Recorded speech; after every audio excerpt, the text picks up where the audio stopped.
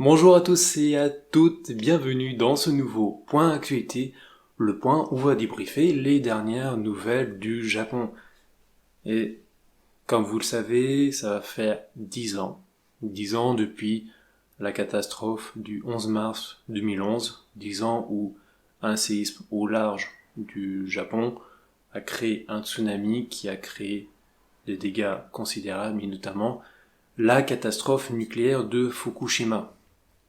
Déjà 10 ans, et depuis 10 ans, on ressent encore les blessures, les traumatismes au niveau des personnes, au niveau de la société. Les dégâts matériels ont été considérables.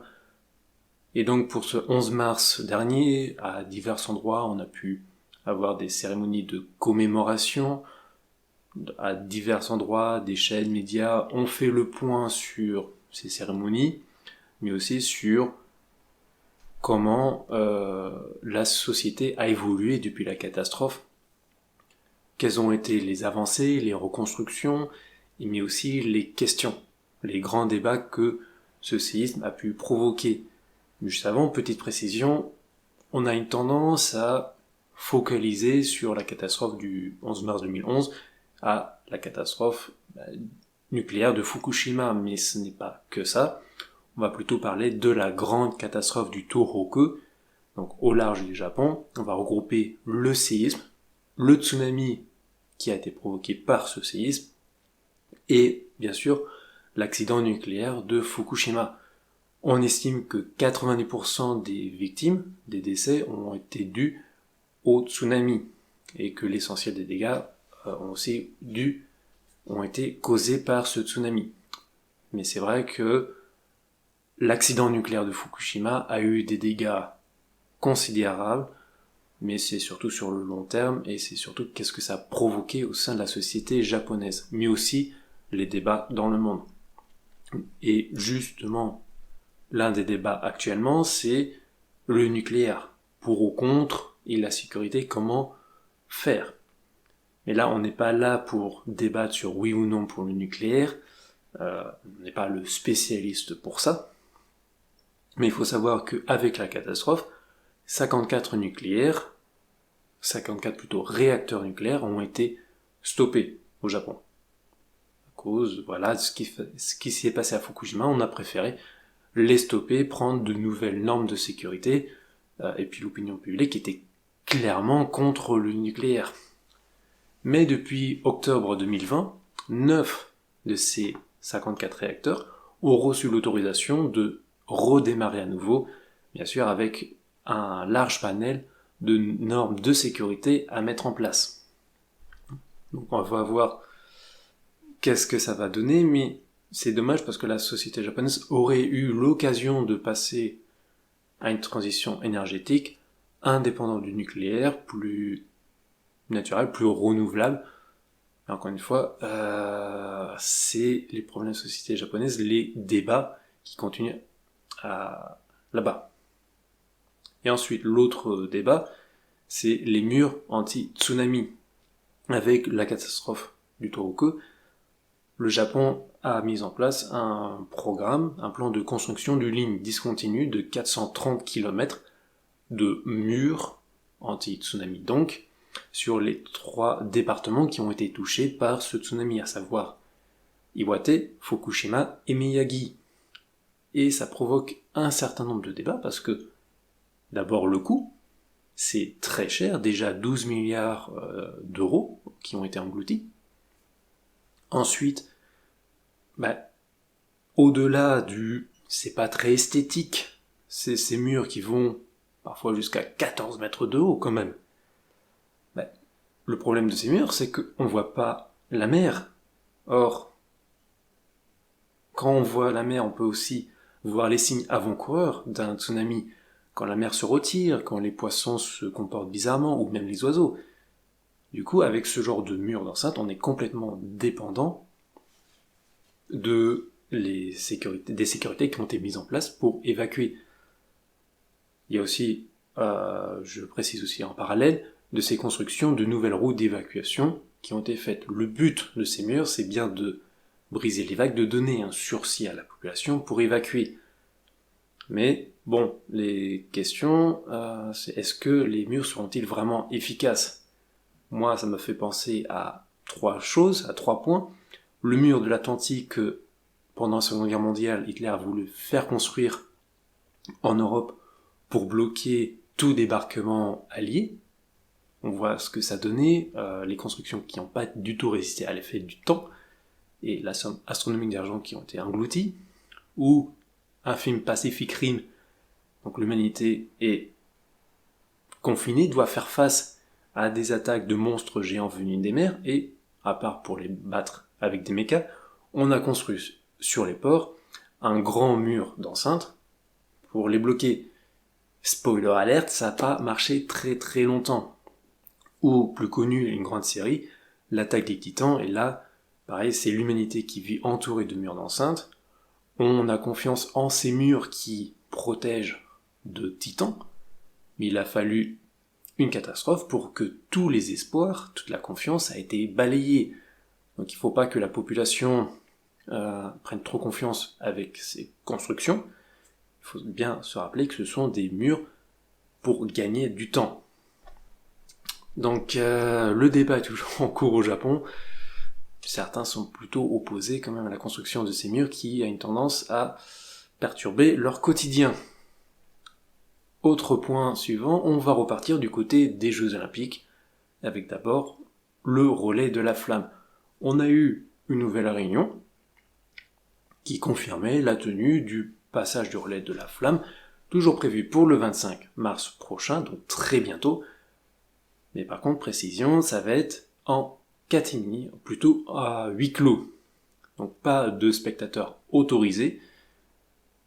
C'est un peu dommage pour la cérémonie d'une telle ampleur, on marque le coup normalement. Mais là, ça va être avec quelques personnes essentiellement. Heureusement qu'ils n'ont pas fait ça de manière digitale comme on peut faire avec certains événements numériques. Ils ont aussi précisé que certains tronçons pourront être également supprimés.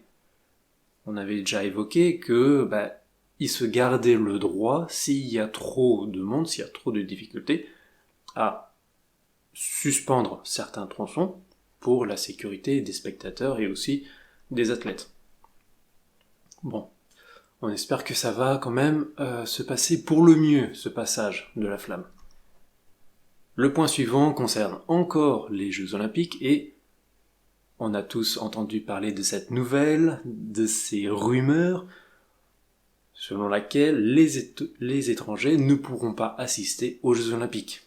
Selon l'agence de presse japonaise Kyodo News, le gouvernement, comité d'organisation CIO a déjà tranché qu'il n'y aura pas de spectateurs étrangers qui pourront venir au Japon, donc assister ni aux Jeux Olympiques, ni aux Jeux Paralympiques. Sur le coup, on va plutôt prendre du recul parce que on se rappelle de ce qui s'est passé en début d'année quand The Times avait annoncé que le gouvernement avait déjà secrètement conclu l'annulation pure et simple des Jeux Olympiques. Donc on va prendre un peu le temps, on va devoir attendre l'annonce officielle. Et justement, la réaction du comité d'organisation ou du CIO, ils se sont contentés de rappeler que l'annonce officielle sera faite fin mars maximum. Donc il n'y a pas de négation, il n'y a pas d'affirmation. On est à la fois rassuré, mais on est un petit peu inquiet parce que si c'était tranché, c'est vrai, ils vont venir, ils peuvent venir. Au contraire, on remodit, non, c'est bon, on voulait vous l'annoncer justement, les étrangers peuvent venir. Et là, il n'y a pas d'affirmation, pas de négation. On va prendre encore notre mal en patience. Et petit point supplémentaire, c'est à partir du mois d'avril que ils vont commencer à décider du nombre de spectateurs qui pourront assister au match. Visiblement, il y aura des spectateurs qui pourront aller voir les matchs, à savoir encore combien de personnes, parce que c'est clair et net, il y aura moins de spectateurs prévus à la base. Comment ça va se passer pour les personnes qui ont acheté les billets? Est-ce que ils pourront faire le changement, ceux qui avaient acheté les billets en 2020, est-ce qu'ils pourront les échanger pour les billets 2021, quelle quantité, et si les étrangers peuvent venir, quel nombre de tickets ils pourront se fournir. Ça, on va devoir encore attendre avril pour ça. Pour les 2 points suivants, 2 points geek, 2 points otaku. D'abord, on va faire un petit rappel. Vous vous souvenez, on avait vu que à Kyoto, dans le parc Toei Kyoto, on avait construit à l'échelle 1 une réplique de la statue d'Eva 001, donc issue du film Evangelion. Ils ont, comme on disait, ils n'ont pas fait les choses à moitié, même si ça donnait envie, hein. Eh ben, ils s'arrêtent pas là. Parce que vous savez, peut-être à l'occasion des sorties du nouveau film Evangelion, il y a encore une reproduction de l'unité 01 qui va être installée dans la préfecture d'Ibaraki, plus modeste, 3 mètres de haut quand même, c'est pas mal non plus, mais malheureusement pour nous autres étrangers qui sont pas au Japon, ce sera exposé jusqu'au 31 mai. Et le temps que nous, on puisse aller au Japon, tant qu'il réouvre les frontières, je pense qu'on va devoir se contenter des photos ou des vidéos des personnes sur place. Pour le dernier point, le point actualité, sur Nintendo. Enfin, le Super Nintendo World a annoncé la date d'ouverture. Après plusieurs reports, notamment dû à cause de la pandémie de Covid, ils ont acté l'ouverture de ce parc pour le 18 mars prochain, donc très très bientôt. Ça va coïncider avec l'anniversaire du parc qui a ouvert en 2001.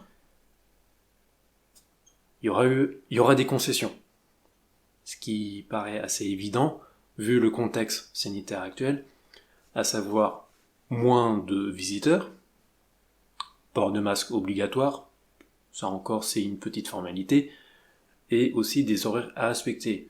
Par exemple, vous voulez aller voir l'attraction Mario Kart, vous avez le ticket avec l'heure inscrite dessus. C'est pour éviter donc qu'il y ait trop de monde au même endroit, au même moment. Voilà.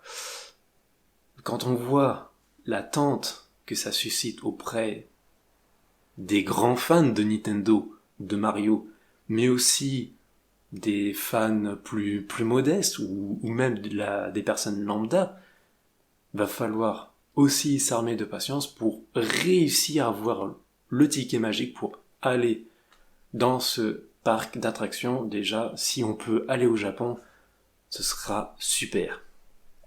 C'était le point final de ce point actualité. Merci d'avoir regardé cette vidéo. Si vous avez des informations intéressantes à partager, n'hésitez pas. Si vous avez aussi des commentaires, des moyens pour améliorer la qualité de ces vidéos, n'hésitez pas. Merci de vous abonner, partager et encore merci pour votre soutien. Et jusqu'à la prochaine vidéo, je vous dis à la prochaine. Tchuss!